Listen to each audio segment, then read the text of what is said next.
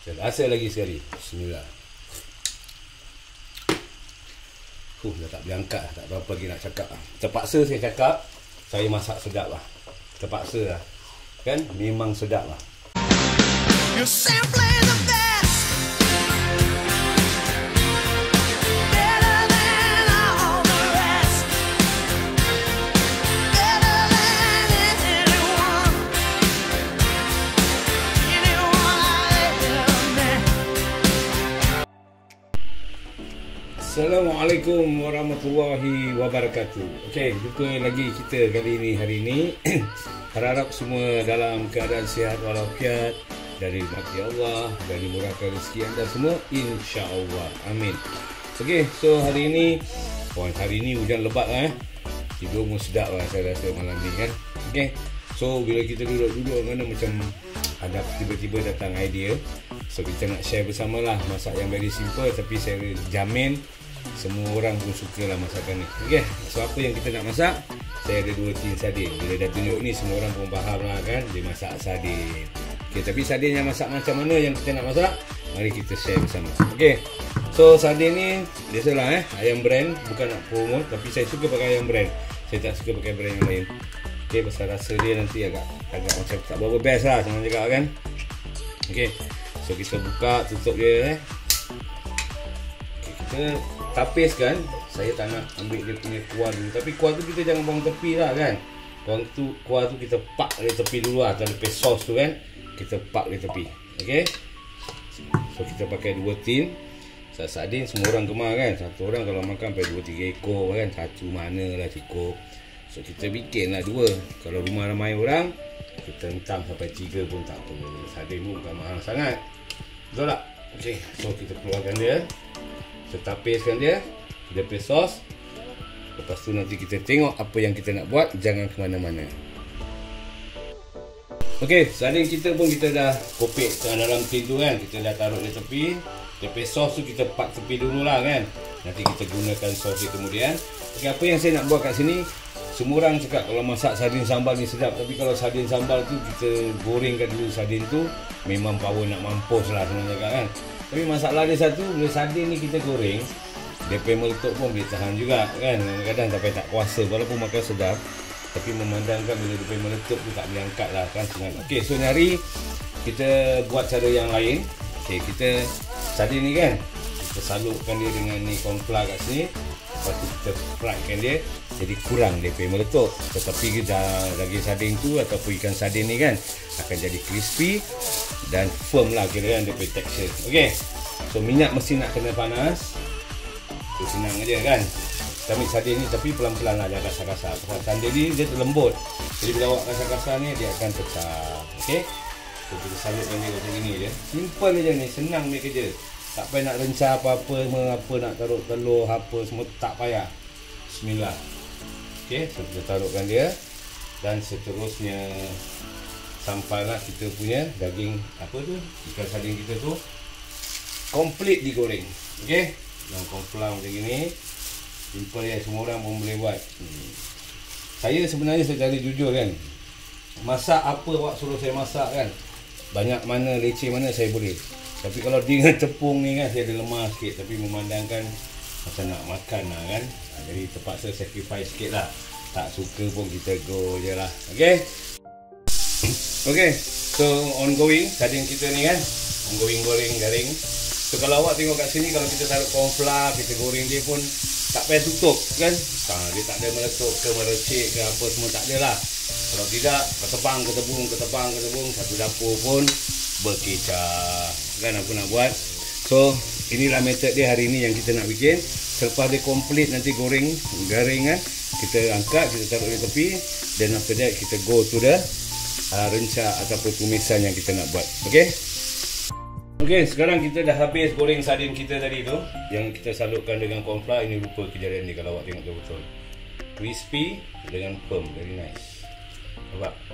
Okay, tak payah risau takut meletup, tak payah risau apa-apa. Okay, so now kita masakkan dia ataupun rencah-rencah yang seterusnya. Kita panaskan minyak kita, okay, kat dalam kuali ni. Kita dekatkan sikit lah video ni, jadi biar nampak lagi jelas. Okey, kita fokus saja kat kuali ni. Okey, so kita tunggu minyak kita panas. Dah panas, kita tumiskan lah bawang merah ataupun bawang holland. Saya kat sini ada sebiji besar bawang holland dan juga satu biji bawang merah saya campur. Dan sehalus serai ni ada dua batang lah kira ya. Serai ni saya taruh sikit je. Okey, so kita stirkan dia. Biasalah kan, sampai dia agak layu. So bila bawang kita tu, tumisan dia tu kan, bawang pun dah agak macam nak layu, so kita dah boleh lah masukkan seterusnya. Okay. So kat sini saya ada alia yang telah di blend. So saya masukkan sikit lah, mungkin sesudu, tak banyak lah, sikit je. Sudu, okay, satu sudu besar lebih kurang. Lawak tengok kat sini ya. Okay, kita taruh. Macam biasa, kita stirkan dia, kita gaulkan sama-sama biar rata. Sardin ni kan masakan ataupun makanan yang tak pernah orang jemur lah. Dan dia tu kira versatile lah. Sardin makan roti boleh, sardin masak kicap, masak kari, sambal. Lagi apa, roti sardin, pepok, macam-macam sardin lah. Dia kira versatile lah. Lagi kalau kita pergi camping dan sebagainya, ini the best masakan. Okay, so kita masukkan seterusnya. Kat sini saya ada cili merah. Kalau awak tengok 1, 2, 3, 4 dan berapa batang cili padi. Kalau tak suka jangan taruh lah. Kalau awak suka pedas, then kita taruh je. Okey, kita taruh. Biar dia pedas menawan terus lah kan. Kita pecahkan. Kenapa saya taruh ada cili sekarang? Saya biar dia pecah. Saya nak dia pecah. Okey, setelah bawang, cili merah, cili padi kita semua dah cantik kan. Dah sebati dengan alia tadi yang kita taruh. Okey, bawang kita pun dah cantik lah layu dia, jangan sampai dia lembik sangat kan. Okey, dan after that kalau kat rumah tu ada cili bok ataupun cili kering lah, awak kisar sedikit. Kalau suka pedas atau lebih pun tak ada masalah. Okey, kita taruhkan dia.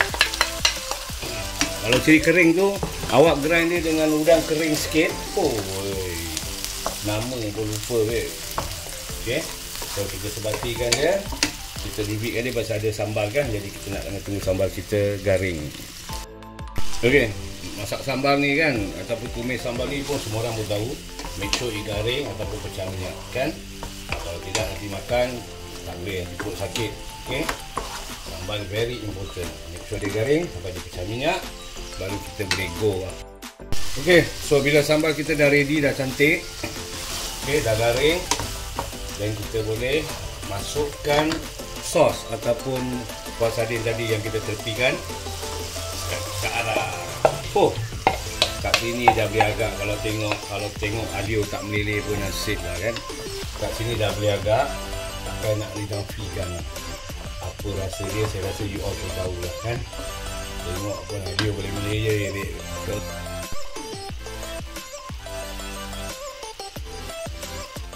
Okey, setelah tadi kita dah taruh serbuk perasa dan sebagainya, kita dah rasa semua dah go cantik akhirnya kan.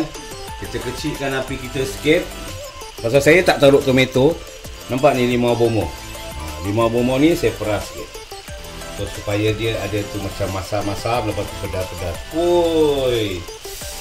Tak boleh tercerita weh. Kalau tak cuba rugi. Dah cuba kena, nak lagi. Kan? So, kita daulkan dia setelah taruh limau. Saya rasa lagi sekali. Bismillah.